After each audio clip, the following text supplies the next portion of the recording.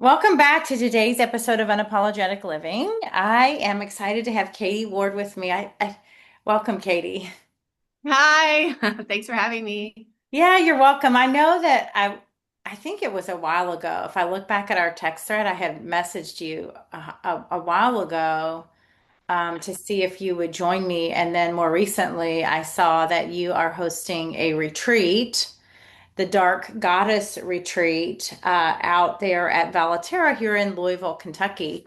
Well, I guess it's not really Louisville, on the outskirts of Louisville. Yeah, it's like Oldham County, LaGrange. Yeah, so you are the creator of this retreat, right? Yeah, it's really exciting. This is actually my first retreat that I'm doing, and it's been it's been really fun to kind of I think of it like all these puzzle pieces that I'm trying to put in together. I have this grand vision of what I would like for it to be, but understanding that things don't always go according to your vision, but it always works out exactly the way it's supposed to. So I'm just like surrendering and trusting the process and trying to enjoy it along the way. Yeah, it's I think I remember just I don't know when I was younger thinking, you can create this life in your head, but life happens while you're making other plans and you Yeah. don't know how anything's ever gonna go. Yeah. Yeah, And for sure. and so being able to be flexible or go with the flow and just be present, I think is key when you're, hosting any type of event or getting ready to sit down and have a big conversation or whatever it is you got just for the day, even, right? That's like being Yeah. ready for the day with um, some flexibility and mobility on how to move through what shows up in your life in Yeah. any particular moment.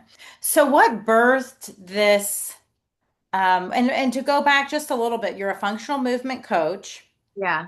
a wellness event curator, and you are a founder of Body, Mind, Soul Productions. And one of the other things that um, I noted was that you're a Bowspring instructor, right? And so, Yeah.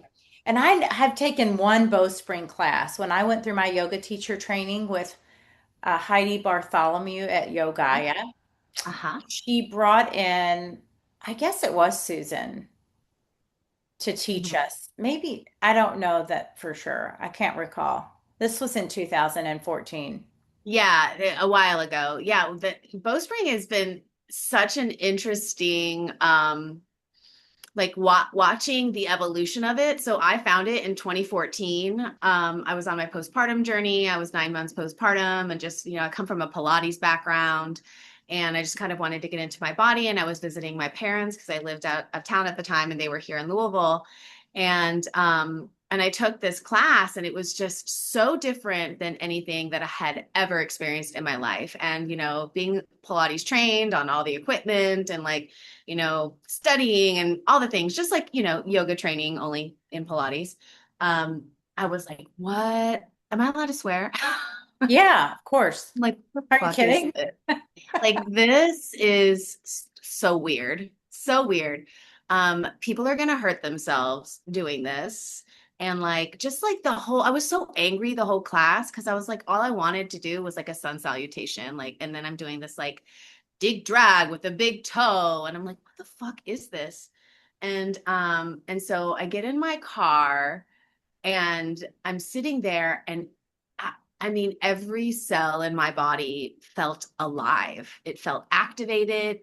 I felt so turned on. And because I am body aware, I was like, oh, what is this? And I like ate all my words and like all of my judgments and was like, oh, this is something like this is one of those like aha moments, like on your life path. This is the moment where that's going to shift you. And like I said, I lived out of town at the time, and every time I'd come home to visit, I would seek out this woman, Susan Schrader, who introduced me to it. And my mom was like, she's gonna get a restraining order against you. And I was like, you don't understand. She's the only one that teaches this really weird yoga. My body loves it. And so it was just been a journey since then. And because it was so new at the time, there really wasn't like a certification process, or there really wasn't workshops really available at the time because it was still developing. I mean, it still is. I just knew that I had to have it in my life. And it literally, I know this sounds super dramatic, but it's kind of been the catalyst for everything that I'm doing now. You mentioned earlier in a few seconds ago that, we have the best of intentions of plans for our lives, but we just never really know if that's going to work out. And we have to pivot and shift and change. And that is the Bowspring. It teaches you how to, recognize your response patterns, how to go into those unconscious parts of yourself so that you can learn the art of pivoting. And so it's just kind of, it's laid the foundation for everywhere I've gone since I've discovered it. That's funny because I remember sharing your sentiment. I was pissed in that class when she came to teach up on your finger. And I was thinking, first of all, I have a spinal fusion. I shouldn't, there are things that do and don't make sense about it. And I was glad when the class was over. I don't think I've revisited it. Maybe I will. Mhm. And I can see, um, with you sharing that story and how you do really have to. And, one of the things Heidi taught in that class is like from day one, we have to go into each and every class with a beginner's mind, right? Because we're always learning and we don't, I mean, I feel like there's just so much I don't know and that and then the older I get, I know even less. Mhm. And so, I can see why it has been transformative for you and constantly, kind of stepping out of that comfort Ah, zone and like I thought I knew this. And, I rarely actually even teach much of a sun salutation in my classes today. And I'm not, you know, both spring trained. I probably I don't integrate any of that, but everything that I was even taught in my yoga teacher training has totally shifted. Uh, yeah. and even, more recently, just my own practice with scoliosis and a spinal fusion and all the things that I was doing that they would actually tell you do not do. Right, Like a right. Yeah. twist, Yeah. So And that's what this is. This is like, I tell people who are new to the class, like I said, I just got back from the Kentucky Yoga Festival and I was teaching the introduction to Bowspring. And I had a couple of people show up who were in my class last year who were like, this was the one class that I didn't want to miss. And I was like, oh, that warms my heart so much because it's like mental gymnastics. We're doing things that we're told, don't do this. Don't do this or you will hurt yourself. And so, especially with somebody who has a really strong traditional yoga background, I'm asking you to like discard all of it and not to not return to it, but just you finding a new perspective. And that's what this is. This alignment system is based on the natural geometries of the body. And there's a lot of like um mental mapping that is involved with it and it's very tuned in. So like there are times when I was doing traditional yoga or even Pilates, not so much Pilates, but traditional yoga, I would go to my mat and, I knew the poses and the teacher would instruct and I could just check out because I knew what I was doing. This is so not that. This is you are present. I'm asking you to go so deep into your body. And oftentimes the cueing that I offer, my students will be like, I hear the words she's saying, but I can't make that work in my body. Like I can't connect that. And that's exactly why Bowspring is awesome because you're tapping into these sedentary places that are just they don't get any love or attention. And it feels so good afterwards. If you can release the frustration, and I tell people, I'm like, the amount of people that have walked out of my classes because they expect something that is completely different from what this is. I always say, you're going to encounter a lot of frustration because the words I'm using are simple, but because you can't access them right now, instead of surrendering to the anger or frustration, sit with it and be like, whoa, why am I so angry? She's just asking me to move differently. And think of it from a child's like perspective, a beginner's mindset, always, every single day. The frustration comes from the lack of control, the lack of understanding. But when we have a child's mindset and we're a beginner, it becomes a game. And I'm like, think of it like Sudoku or a word search where it's like she wants me to have my heart space open, but then lift my rib cage and press into my toes. Because the list goes on and on and on and on. And so it can become really playful. And that's how my relationship with it really grew, was like, oh, wow, can I think of all of these things at once? And then I love a challenge. So then it's like the refining process. And then it's like, now that you know the algorithm, because there's an algorithm with the bowspring, then you can become refine, and then you can add more to the list that you're already thinking of. So it is mentally engaging. It is physically engaging. It is very triggering.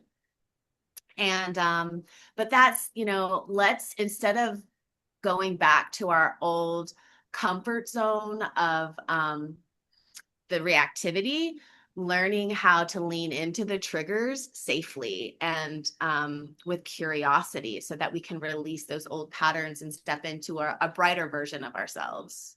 It's funny how something like specific request or verbal cues can be so triggering and frustrating. I thought it was wild. I mean, I remember in just a traditional yoga class up at 502, one day we were in Pigeon and I was getting so pissed. And and the teacher, and I don't even know who it was, but she was like, if you are getting angry right now, and I'm like, yeah, you fucking bitch, I'm getting angry right now. Yeah, I am I'm getting like, angry. I'm ready to get the fuck out of this pose. And in that particular, it's just like, for whatever reason, it was super uncomfortable. I love Pigeon, and I love getting into the hips there, but this day, I was not. She had us there a while. Yeah. And I just remember thinking, I am really getting mad. And I, and she had mentioned, this is something to look at. I'm like, golly, no kidding. She's right. Yeah. But Um, you can hear that. You can hear her say, like, if you're angry, sit with that. And you were able to receive it, maybe. mhm, But other people still are like, I hear the words you're saying and I'm not doing anything about it. Like, I'm mhm. super angry right now, but I'm really comfortable in being angry instead of like sitting with, why am I angry? You know what Yeah. I'm saying? Are you paying Yeah. attention? No, no, no, but you're right. I mean, like I had to sit with that, and I do think I could tell you right now, I bet if I came to class, I would experience similar feelings. Like it's not like they haven't just disappeared. I haven't totally let them go or even, but I would have to question too again, like, why am I, well, is it because I can't do it? Right? Or is there something else going on and I don't want to be told what to, like you have to kind of dig, right? And but I am curious because I know you teach this. Do you have a physical location? Because I don't know. I have a home studio in the Highlands. And then I teach group classes on Mondays and Wednesdays at Emmanuel United Church of Christ. They have this huge like auditorium. And it's through Susan Schrader's virtual studio called Village Well. So it's not my class. The group classes aren't my classes, but I am the instructor. Um, but yeah, another thing just to like tail end on what you were saying is like, part of that like those emotions that come up is because we're so focused on also working with the fascia. Mhm. And these poses are like wringing the fascia like a wet rag, and the body keeps the score, so we're holding on to traumas that we don't even know. I mean, some of them we really know about, but some of them we really don't. And so this practice takes you there, and we're like, let's examine this, let's work with the fascia, rehydrate it, and it's not going to feel fun, it's going to take work. Yeah, absolutely. I mean, absolutely. All that movement and releasing and letting go. I mean, it has to be done in order to, let go of even emotions, as you mentioned, that you may not even realize you're hanging on to. Mhm, mhm, mhm. So I know you've got this Dark Goddess retreat coming up soon, right? Well, when Yeah. is it? June? June 11th through the 13th, with the option of checking out on the 14th. Valaterra. Oh my gosh, they are so wonderful. If you haven't been to Valaterra, I highly suggest it. They have events happening all the time, but they do something called Lazy Sunday, where it's just a really casual afternoon where you come and there's sound baths and there's workshops, or you can just sit and enjoy the property. But working with them has been so wonderful. I feel so supported. And it's they're just a really it's the land is magical. I mean, I'm sure everybody you talk to who has been to Valaterre, they're like, oh, it's so magical, but like it really is. Like you feel the intention, you feel held when you're there. And it's really pretty as well. Yeah, I've been there once and I can't remember the retreat, but it was a lovely space. And I I don't even remember what I was doing there, but I was there. I want to say it was with Leo Provan. She was hosting maybe a Reiki and some sort of retreat, but this was like pre-COVID. Yeah. This was a quite a while ago. And then several other friends. Christy was also there because I have a photograph of myself with a handful of ladies in front of their fireplace. Yeah. It's beautiful. It's beautiful. But I don't know if you know the story behind Valaterra. I'll give you like the summary of it. The woman who created Valaterra, her name is Valerie Young, and she was a healer in the community. And she super holistic. She developed colon cancer. I think it's colon cancer. Um, don't quote me on that specific, but she got really sick with cancer and she wasn't able to treat it and she passed. And her dying wish was for her best friends to finish the renovations, to complete the retreat house, the sanctuary house. And that was her dying wish, and her friends did it. Rhonda oh my gosh, I'm gonna totally butcher Schladland, is it? Sladeland, Yeah. thank you so much, and Joyce Crum.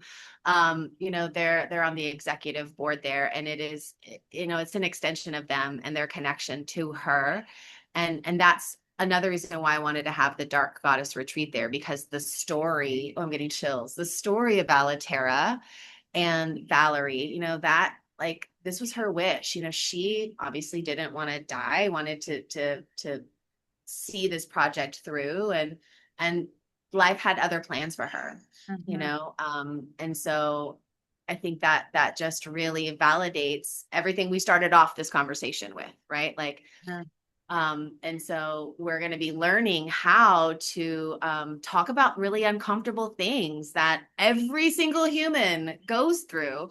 And, it's Dark Goddess because we're feeling that divine feminine energy really coming through, and we have to heal it, because as the patriarchy starts to kind of disintegrate and crumble, the old paradigm of what we previously knew is really shifting. I think we can both agree on that. We can really feel it. We can really see it.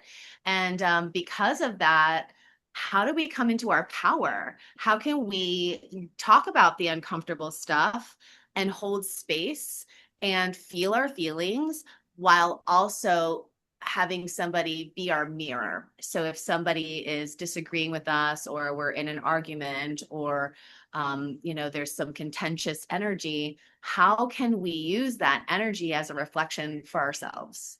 And then we take all of those experiences, and then we become the ripple effect. You leave this retreat, and what did you learn? You learned how to be more grounded, more centered, more perceptive, more in tune with your holistic experience as a human, as a woman.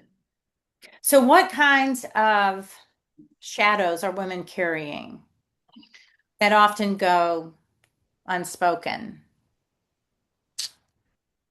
People who are listening to this are already listing the things in their head. I mean, this goes back generations and, hundreds of thousands of years, um, with, women really being, less than, taking advantage of, stereotyped, not been given the equality that, our counterparts, our male counterparts, also, have been given, and, all of the abuse, all of, and and it goes so much more than just where we are. Like, this is our lineage. We're healing our lineage. This is this long line of divine feminine suppression. And now that we're coming into this new era, we're seeing, so many amazing things coming from women, and that's the way it should be. I was in the process of reading, the Magdalene Mysteries, and they talked about, you know, right before Jesus came into the world, and in, his presence and his following, it was really led by the divine feminine. The high priestesses, they were the magic bakers. And then, I guess the men got their feelings hurt, and they were like, no, let's follow this dude over here. Don't get me wrong. Jesus, love him, great guy.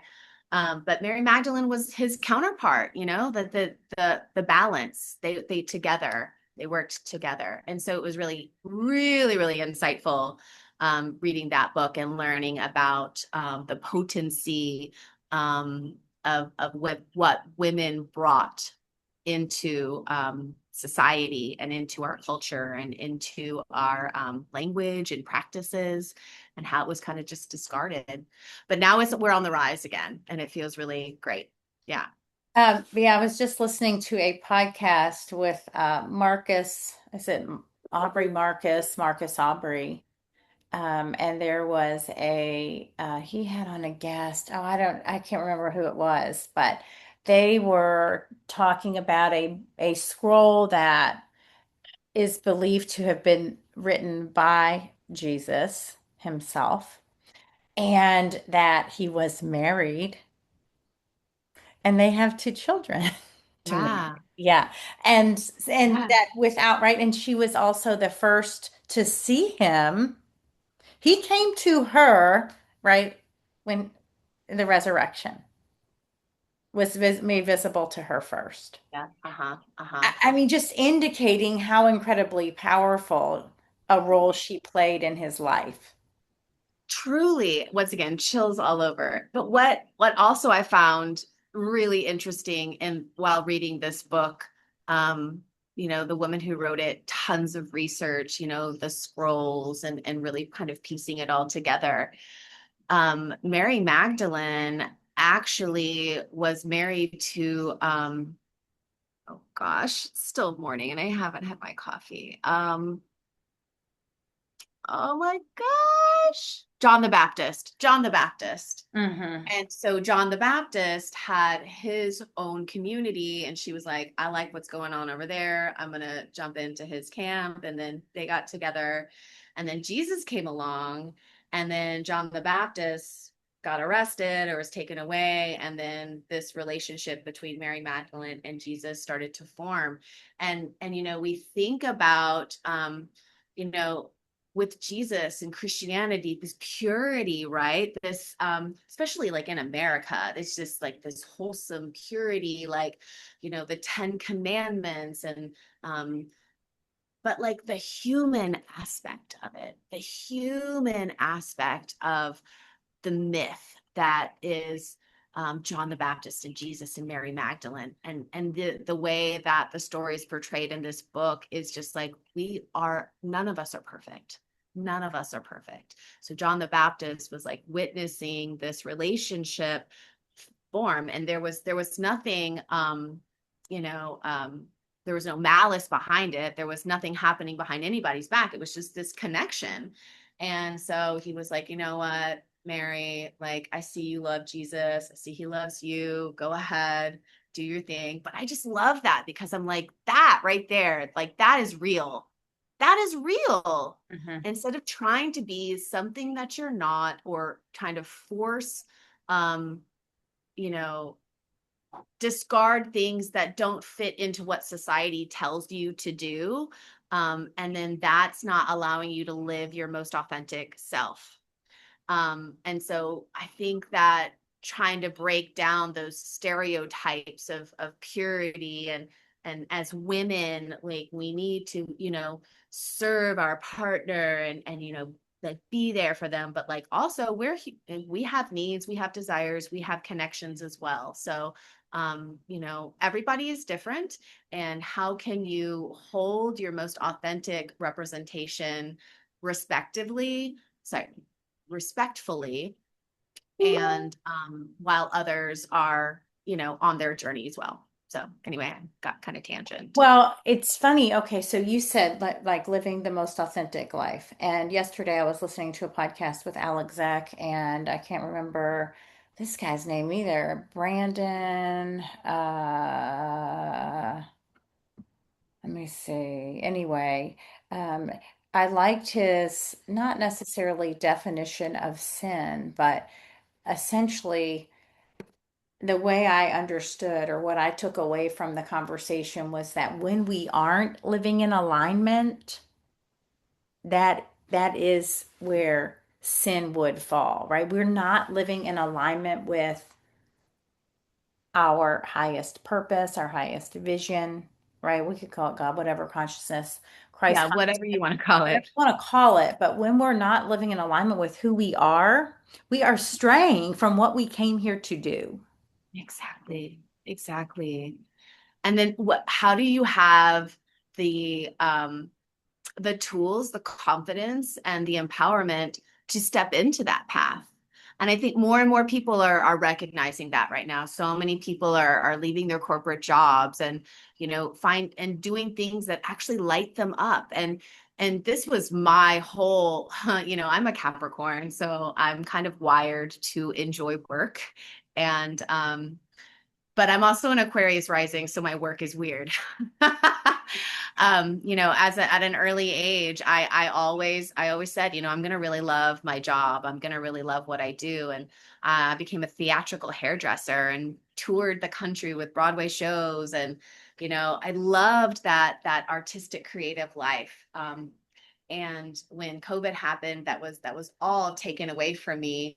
And my mother, God bless her, just wants the best for me. Like, why don't you go back to school and get like a normal job and like become a physical therapist assistant? And that didn't land for me. But before all of COVID happened, I remember thinking, like, I want to be a really good bowstring teacher. Like, I want to teach this really weird thing. And but I also loved my job. I wasn't going to quit that at any way, shape, any time, until COVID made me. And then I was able to kind of step into this new thing, and I'm not doing it for the money. It's not it it's not something that, my relationship to the financial world has been such an interesting roller coaster. And now, when I was in my previous job, I was doing really well. I was really successful, but I was also really young, and I didn't know how to manage things correctly. And like, now that I'm in my 40s and I had that all taken away from me, it really puts into perspective, like, it kind of doesn't matter, because as long as I'm showing up and doing things that light me up, all of that will come. And I just, like, this is my soul's contract. My soul was like, hey, girl, you're going to be in this time on the planet where there's going to be a huge pandemic, and you're not going to have a job, and you're not going to have any money, and you might have to collect bankruptcy, but like, you're going to get through it. You're going to get through it, and you're going to come out so much brighter than you ever were. And that's the things that we have to remember, like this dark goddess energy. I want people to know that it's not that we're praising darkness and we're dragging you down. It's an understanding of, like, we all have those moments of discomfort, sadness, grief, pain, frustration, whatever it is. We all experience that, and it becomes a choice. on whether you can live in that and become comfortable in the discomfort, Mhm. or you can learn the art of pivoting and shifting and knowing that with there's no attachment to the outcome, then that's your journey. Like that, the process, that's the journey. So that's kind of like where I want people to understand what this dark goddess, it isn't based on religion. It isn't based on, occult practices. This is like, how can we befriend those parts of ourselves that we're not fans of, that we don't really like?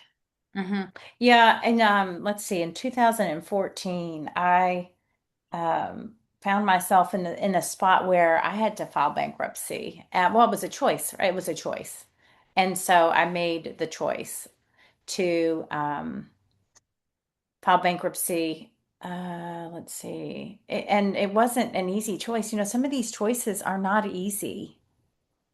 I got myself in a pickle. Yeah. I And haven't all done the it stigma since. behind it. Yeah. Like all, it's just like, what are people going to think of me? La, da, da. Fuck that. Like Mhm, it's a choice that you had to make that was the best decision in your mind. mhm. And And it's like, as a single mom of two, around the same time, I also had to apply for food stamps. yeah, Right. And yeah. it wasn't anything that I was like super proud of, but I had to acknowledge, like, okay, I'm working my fucking ass off, Mhm. raising two kids alone. I mean, their dad was in the picture, but but my half the time was alone. And a lot of times I had my kids more often than he had them. And I had to do what I had to do, you know? I mean, Right. I'm telling, when you're running around and and I wasn't, I got to be honest, I wasn't going to go take that 9 to 5, that Yeah. like Oh go, yeah. I wasn't going to do that. Not So, not wired for that. no, never was, never, I never did it and I haven't done it yet. And I don't think my kids necessarily have ever been able to understand why, because it would have killed my soul. I have a master's degree in elementary education. And when I went through that, when I finished my student teaching, I was like, there's no way I could do this. This will literally suck my soul out. And so, it hasn't necessarily been the easiest journey. Why didn't you just go? And he might still, my son who's 24, well, you could still go do that. You're right, I could. I'm not. You're right. I could go and teach in JCPS tomorrow. I'm not. Yeah. And Yeah. so you do. I mean, but for some, that might be exactly their path. Right. And there's no discrimination towards that. There's no Absolutely. judgment, but there is, and it doesn't matter. Do you know what I'm saying? Like everybody's going to have an opinion. Hmm. Everybody has opinions. Hmm. Everybody's going to have a judgment. But now it's like drawing attention to it because it's so subconscious. It's so programmed within us. Bankruptcy. Oh my God, you did what? Oh my God. Like Yeah.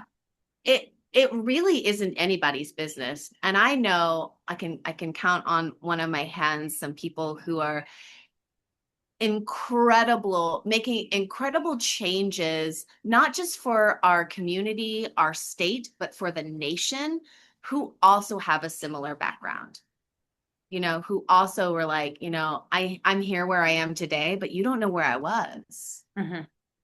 And it's stories like that where it's like, you know, it's not something that is socially acceptable or but like it doesn't matter. It doesn't matter. Everybody needs to mind their own business Hmm. and work on them and work on them. And like I said earlier, once you return to self and you have that centered quality, then you can start to play with the mirror concept, even with an actual mirror, talking into the mirror, creating your manifestations, and then witnessing how it unfolds through other people, through other experiences, and the triggers that come along with it, you Hmm. know, because they're unavoidable. So do you think COVID was the catalyst? Would you have made that jump without? No, I wouldn't have.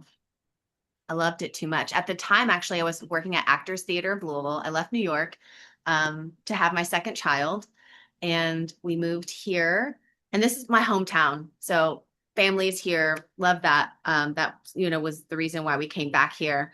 But I was working at Actors Theater at the time, and my husband was a stay-at-home parent. So when I was in New York, he was the solo dad, taking the baby and doing the baby things, and I was like workaholic mom. And so when COVID happened, my youngest was 2, and Actors Theater was such a toxic place. I just like, I have such respect for that company. But at the time when I was there, the second like week I was working, they had a company meeting where everybody talked about their abuse, their like the way things were mismanaged. And I was like brand new. I was like, what is this? Actors Theater's like, whoa, something that I felt super privileged to be a part of. I had no idea what was happening behind the scenes. And so when it all shut down, I have to trust that it was meant to be, because um, you know, it wasn't like, I had to imagine in my mind. It was actually just taken from me. I didn't really have a choice. Um, but I will say that once the vaccinations came into play, I did choose to not get vaccinated. And that's when my career finally, I had to bury it, because with my touring life, I still had connections. I could have gone on tour and subbed for people. Um, but they all needed you to be vaccinated. And so that's when I was like, this is where I have to bury this side of myself and emerge in a new way. Do you so you that was kind of a line in the sand for you. Mhm. Yeah, I didn't get it either. And I was in a place where I didn't have to make that choice Mhm. because of work. Um, I wasn't working for anybody, I was working for myself. But I know a lot of people were put in that place where they had to make a decision, and some, many, many, many I know, made the decision to vaccinate just because and regret it. It's unfortunate. Yeah. I Um, mean, my husband got vaccinated because we needed work, and I wasn't going to do it. And it wasn't something he wanted to do, but we were just trying to figure out like, how are we going to do this? And so yeah, it was really hard for those who didn't at the time. For those who didn't get vaccinated, it was a really hard choice, because you're getting so much external condemnation, mhm. and didn't feel really good. Now I feel like we're past that, and now we have a different perspective on, oh, like you said, people who got vaccinated really regret it, and like, oh, I wish I wouldn't have. And um, you know, it makes my heart feel like my intuition. And whenever I go against my intuition, it always gets me in trouble. So whenever I listen to my intuition, that's when I know I'm good to go. And I'm really grateful that I was able to like lean into that and make that boundary for myself, because it wasn't meant for me. I feel like if I would have gotten it, something would have happened that would not have been great. So I just have to trust that for sure. Yeah, yeah, yeah. It was never an option for me, and I knew that. And my kids aren't vaccinated, and so um, I was a little disappointed with through the coercion that they were using, that my son ended up getting the vaccine when he was at university, or when he was in at school. He was, a freshman. I think they preyed on those young kids and they coerced them into getting this vaccine with a multitude of things. When I think about it, sometimes it can make me so angry. I just, I hear about these like random deaths, and I don't think by 1 minute, for 1 second, they're random, these embolisms and strokes and 40-year-olds, whatever. I just can't. It just pisses me off. Yeah. That these Yeah. strange cancers and what have you, but that's neither here nor there. But So okay, so this retreat you have coming up is in June, like the weekend of the 30th. It's 11th, Thursday the 11th through the programming ends on Saturday the 13th. But you can stay until Sunday morning if you want to stay one extra night. If you're traveling from a few hours away, then you can check out on Sunday morning. Yeah. And when somebody walks into the retreat, what can they expect? Well, it's gonna smell really good. I was reading all of these books on different goddess archetypes, and I really want to create a space that you're entering where you enter as the goddess that you are. So it's gonna smell really good. You're gonna come into this beautiful space at Valaterra and be greeted with a gift and offering and get kind of settled in. And then we'll talk about, what it is exactly that we're doing. We'll go over, we're working with different archetypes and using their stories and their myths and integrating that into our own story because we can learn a lot from those myths, and it's fun. It's fun to step out of the daily, you know, this is Katie. I have to wake up. I have to take my kids to school. I have to go to the grocery store. This is where you can really tune into your own goddess frequency and energy and working through some difficulties with the sisterhood that's also with you. And so yeah, that's one of the first things that you can expect. But there's going to be a night hike. Well, there's going to be a grief circle and sound bath. Kelly Ann Lynch is going to be the facilitator for that, and then she is doing some beautiful work around grief. And so I asked her to come on to do a grief circle, and then we'll go for a night hike on the property, maybe howl at the moon. The astrology that weekend is really amazing. Talk about like the stars aligning. It's I can't remember the conjunctions or the aspects that are happening specifically right now at this moment, but I will say that it starts off with uncertainty, and then it's transformation, and then it's new understanding of self. And it was like, well, that is so spot on for this. Some of the other things that we're going to be doing, Bowspring, obviously, working with the goddess Persephone, and traveling into the underworld and exploring that, while also coming back into the light as well. We're going to be doing inner child work. My friend Kita Rose Correo is she's a depth coach, which is awesome. So she, not depth. She uses artwork to kind of notice different patterns that you're kind of hung up on through art. It's very fascinating. It's not art therapy. It's kind of its own thing. Anyway, we're doing inner child work together. She's going to be doing a vision board, and I'm going to be introducing people into crown making. And then we've got the sauna cold plunge with Stillhouse Social coming in on Saturday. We're going to talk about sex because we need to talk about it, because we don't talk about it. We need to talk about it. That's right. You're right. We really do. I mean, it's like our birthright.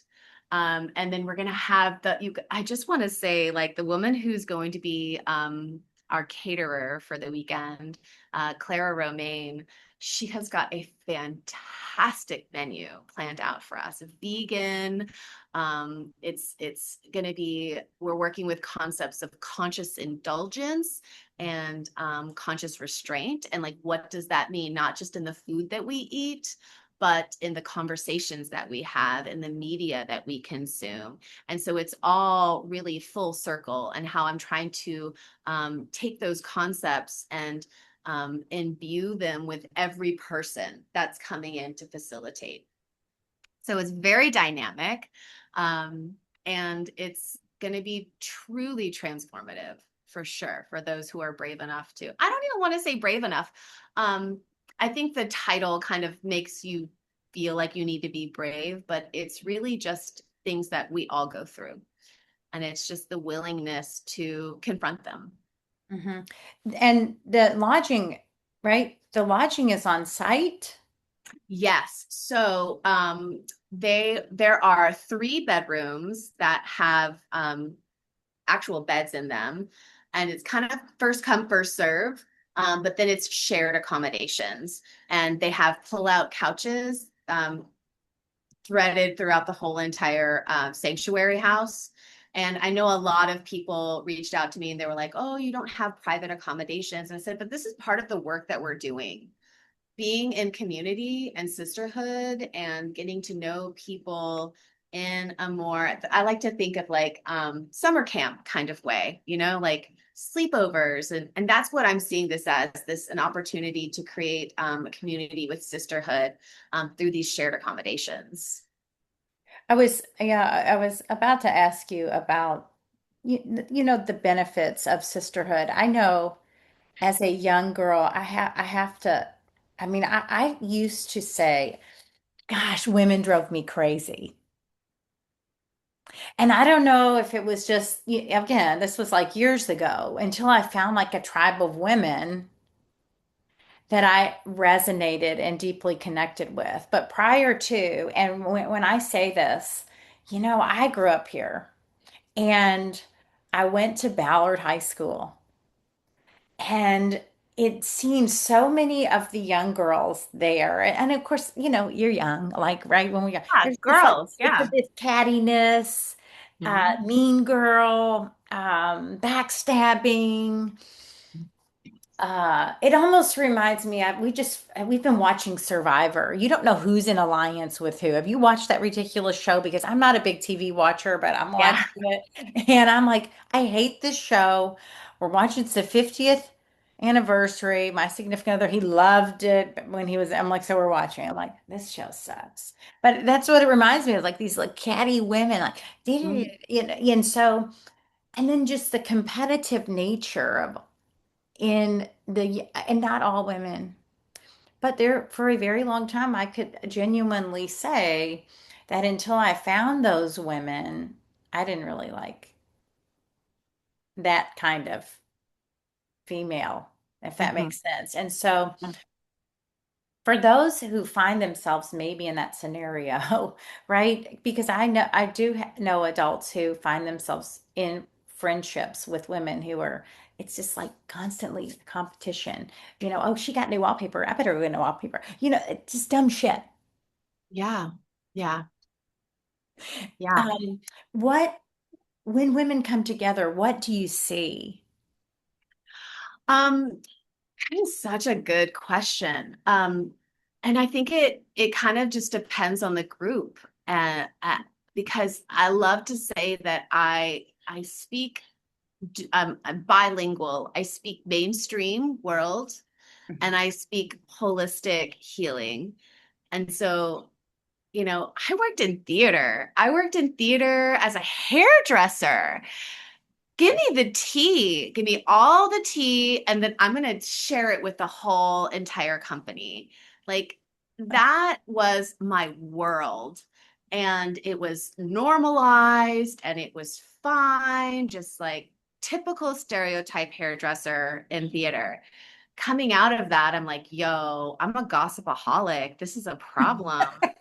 And it's a nasty characteristic to hold on to. So it's something like for personally for me, because I do understand the competitive, the like, oh, she's doing this and that, and I still feel that sometimes inside of me when I see a friend of mine who's succeeding and thriving, and I'm like, oh, wow, she's only been doing this and I'm just like, yo, like once again, return here, like what's happening in here, where is my self-worth, where is my lack of self-worth, what am I trying to extract from this external trigger or pattern that I was holding on to previously. And so when I see women come together, it's just like meet you wherever you are.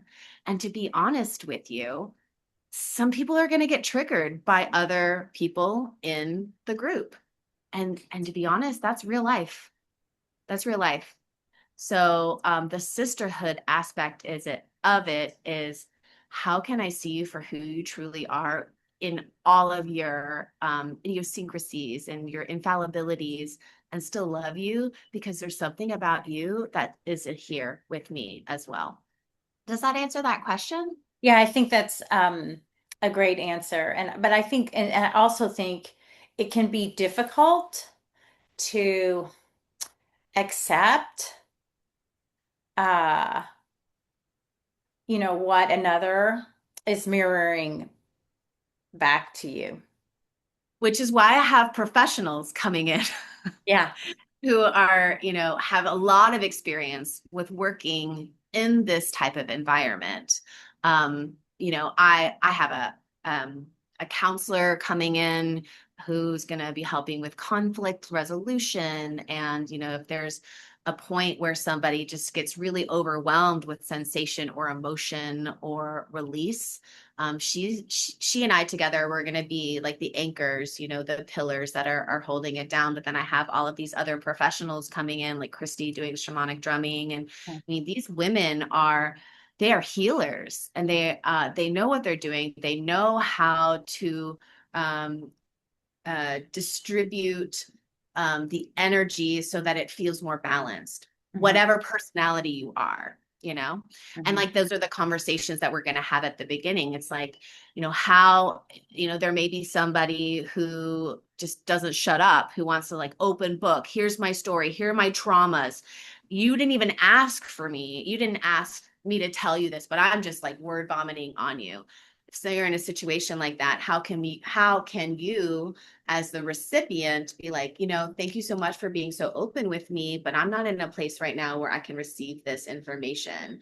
How can we, feel the anger and instead, which is healthy, like we don't want to stifle the anger, we want to feel the anger. Susie Hawkfire, I don't know if you know who she is. She's going to be doing Sacred Rage ecstatic dance, Mm. and that is a release point, right? Like feel that anger, get it outside of you, because when we hold it in, we bottle it in, it manifests into disease, discomfort, misalignment in the body. And so taking these real life circumstances and integrating them functionally. Mhm. Well, I wouldn't say the Dark Goddess is a functional retreat, but you will take tools that you can functionally integrate into your life. Yeah, absolutely. It sounds that way. So then who would you say this retreat is truly for? Anybody who feels like listening to this conversation, if anybody's like, that is the work that I need, I'm ready for this. Like I have been having these like full moon and new moon ceremonies where I'm just like calling in the right women to come and get this medicine. And I wouldn't say it's for one specific type of person or another, because you can be a mom, a stay-at-home mom who's, living the high life and having vacations in Bali every 6 months. And then you can be a mom who is like, how am I going to pay for this retreat and make this happen? Like, and then you manifest it and you come. And so there's going to be different people in different places. But at the end of the day, we're women. We have that in common. We're all the same on the inside. We're Mhm. all the same on the inside. And that's the catalyst of like, these different personalities. So I can't just say one person versus another person, because this is for everybody, and we will meet you where you are, where you need to be met on your journey. So where can people learn more? Where can people register? I know we have people who listen locally, but I also have people listening from all over, actually, quite a few cities and countries, which is pretty cool. Not that, Yeah, that is so cool. yeah, it is You can go fun to to my website. Yeah, congratulations. watch. That's great. It is, it's just fun to watch. I mean, like, I don't know how many people, but I know, it's so you might have somebody from out of town decide they want to come to the beautiful Valterra. It's Yeah, Valaterra or Valterra? Valaterra, Valaterra. Valaterra, right? Yeah, Val for Val's land, right? yeah, yes, exactly. Yeah. That's it. Yep. Yeah. Um, yeah, and I actually do have somebody who's coming from out of town who's driving a lot of hours to get here. So that's exciting. Um, People can find more information on my website, realignedbody.com. You go to the events little icon at the top of the navigation bar, and then you'll scroll down and you'll see Dark Goddess, and I would give you like the actual like URL, but like I don't know, backslashes but you will find it on realignedbody.com under the events toolbar. And then so I know, okay, so this is just one piece of your work is Yeah, creating these events and the Dark yeah, Goddess Retreat. Like what else do you weave into your work? Do you work with individuals one-on-one? I know you yeah. mentioned you teach the bowspring through the village. Is that also available? I mean, can people find that on your website as well if they wanted Yeah, to? all of that information is on my website. You can book one-on-one with me. I have all my group classes listed. I do free consultations with Bowspring, just to kind of like give you a sampling of what it is that we're actually doing. Because, Bowspring is for everybody, but not everybody's ready for it. And I gotta respect that. But I'm also, a wellness event curator, and collaboration is where my heart is. I love working with people. I love getting into the discomforts of conflict resolution and problem solving, and I just love those. And this is new for me. This is all new. This came online maybe 2, 3 years ago, where I was an office manager at a wellness studio. And I was like, oh my God, let me email everybody. Let me organize this for you. Like I was a hairdresser. You said spreadsheet to me and I was like, no, thank you. But now it's so exciting for me to kind of, bring together all of these elements and to have immersive experience where people can learn and understand alternative healing modalities that have been there for generations, and new healing modalities like the Bowspring, and just offer more education to people in for real life application. And I'm doing something that's super exciting that I want to share with you. In October, the 1010 portal, October 10th. Um, I'm doing a festival called the Sacred Shadow Festival, and it's working with these same concepts. So the Dark Goddess Retreat is kind of the precursor to the October event. And I've booked this incredible keynote speaker from New York. Her story's amazing. Her name is Betty Guandano. They call her Buddha Betty. Her story is so fantastic. She, comes from this line of poverty and abuse, and she was a strung out drug addict on the streets of New York as a prostitute, homeless, and had a near death experience, like saw everything from a grander perspective, came back down, changed her life. And she is hilarious. She takes the dark and the grit and all of the shit that she's been through. And she's like, hey, man, I own this. Like, what my journey may make you super uncomfortable, but it's real. And I'm gonna not live in that. I'm gonna make it like jovial. Like, oh my gosh, I overcame that craziness. And then I have some other keynote speakers coming in, that are, incredible influences in this community. We've got a burlesque show. We have a sacred shadow masquerade silent disco at the end. There's just it's super multifaceted. I've got workshops going on in the body, mind, soul spaces, on grief, on rage, on tapping, on aliens. I'm really trying to think outside of the box, and that's what this is. It's going to be a relatively small event. So tickets are live right now on my other website, Body, Mind, Soul Productions. And if it's a project that really resonates with you and you can't make it, but you want to support the cause, there are ways to do that as well. But it's going to be super exciting. Everybody that I tell about it, their eyes just like pop up. They're like, wow, that's so different. And I was like, yeah, and we're going to have fun while we're healing our trauma. That sounds great. So, okay, so that one can be found at bodymindsoulproductions.com. Correct. Now, if one works one-on-one with you, Hmm. what does that look like? Is it just Bowspring? No, it's all encompassing. Like what? Well, I mean, I pull in my training in Pilates. I had education in fascial release through the melt Mhm. method. Okay. So it's really meeting people where they are. And I just want to, you mentioned you had scoliosis. This is such an interesting share. One of my friends who's in the Indianapolis Bowspring community, she had 2 points of scoliosis on her spine, and she was able to correct them by going to regular chiropractic adjustments and doing Bowspring.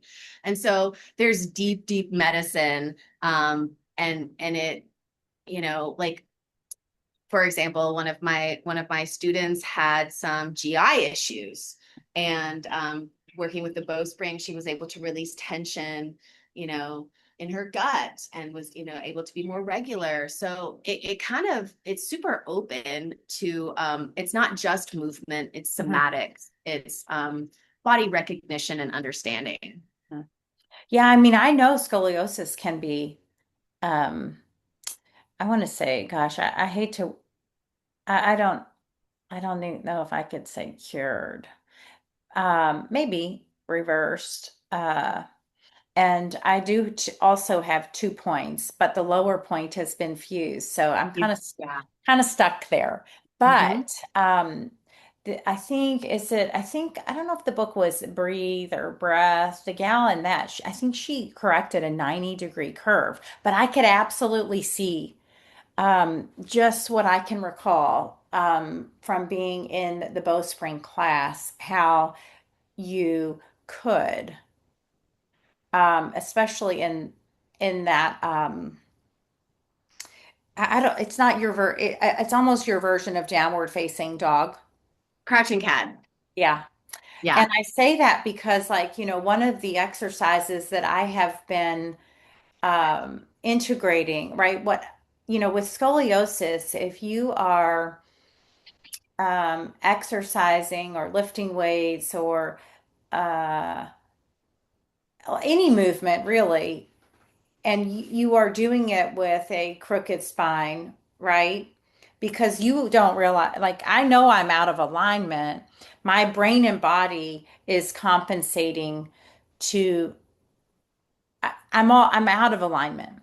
Mm-hmm. Mm-hmm. So I have to work. It feels like a lot of work, right? To bring me, from like dumping this way and this shoulder drops to bring me into alignment, to shift the rib cage over. So once you're there and you have created the alignment, which can be created, Mm-hmm. and then breathe into that Mm-hmm. aligned spine. Mm-hmm. So I guess when I'm thinking about that crouching cat, or right, that's what you called it. Yeah, yeah, yeah, yeah. If you are creating the alignment and then like just the work of the breath itself can help strengthen the muscles to keep the alignment. That's where it starts, Elizabeth. Mhm. That's Yeah. where it starts. The algorithm is the heart, the hips, the head, and it's not just the heart, it's the sphere. It's Yeah. this whole, like, our rib cage is round, and most people breathe forward. They know how Yeah. to do that. But then breathing laterally, people know how to do that too. But breathing into the back, the shadow heart, that's really hard. The fascia is so sticky back there. And Yeah. when you have like scoliosis or some sort of spinal condition, the body wants to support, protect, and stabilize you. And so the Bowspring is highlighting how can we support, protect, and stabilize and expand and Mhm. understand. And it's hard. It's Yeah. hard. I'm And not then, going to pretend like it's easy because it's not. yeah, and I'm sure that was one of the reasons that, I can find myself frustrated even with the activities that the Schroth physical therapist is giving me, who, and that's all breathing and aligning.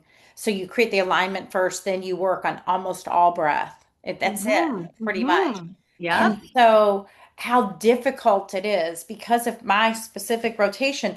I'm supposed to be getting breath here because this is already collapsed some because of the rotation.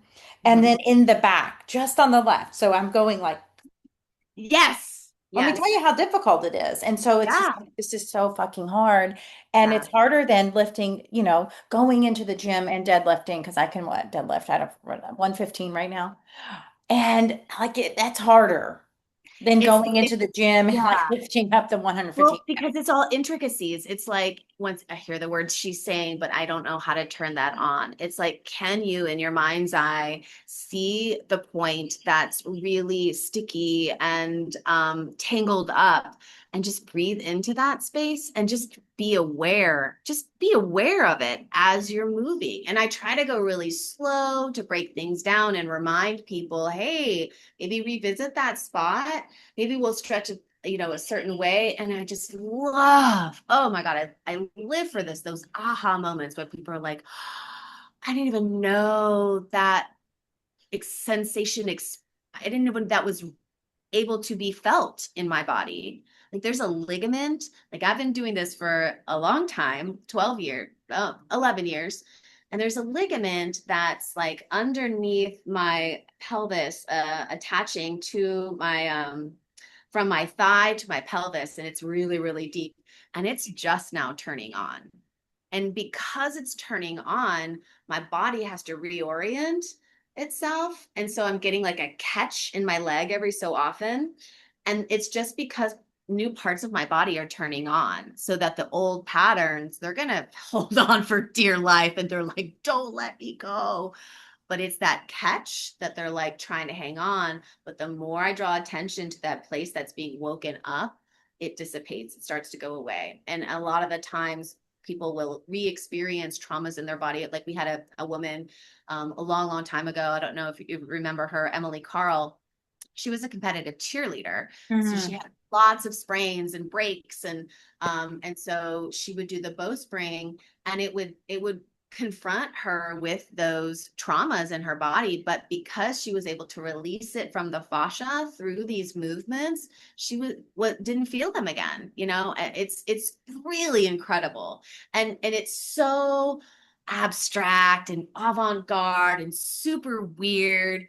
But there are people, I mean, people are hungry for that now. People Mhm. want a change. They want something different. They don't want the same old, the age of Aquarius. So I think that it's right on time for, it's so great, Elizabeth, when people are like, and I'm like, oh, I teach bowspring. They're like, oh, you do bowspring? I'm like, oh, you know what that is? Like, Yeah. you know what that is? Because most time people are like, oh, bowstring, Yeah. bowflex, like, nope, bowspring. Like it's constant conversation. So it's really exciting to have more people like, oh, I know what that is. Oh, that's cool. You do that. Yeah. When like, 3 years ago, it was not that way. Yeah, yeah, no, I mean the only time I had ever experienced it was again 2014. I think that was when I went through my teacher training over there. And yeah. Well, listen, thank you so much for joining me. Thank you so much. This was so much fun. I'm so passionate about the work that I'm doing in this community. And I keep telling my students, like, any day now, I'm going to have a class of like 10 students. Oh my gosh, it'll be amazing. But it's growing, and the work that I'm doing with the shadow work. And I mean, also, Bowspring is shadow work yoga. I just want to say that right now. We're working with underused parts of our body. We're working with the shadow heart.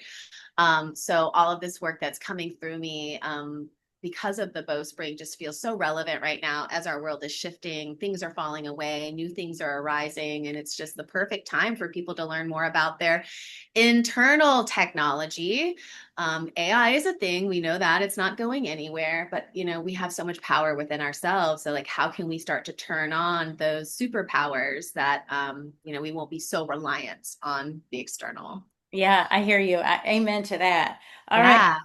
Thank you so much. And I we'll talk again before the next event. Okay, let's do Yeah, that. that sounds really great. Thank you so much for having me, and we'll be in touch. Sounds great. You have a great day. You too. All right. Bye bye. Bye-bye.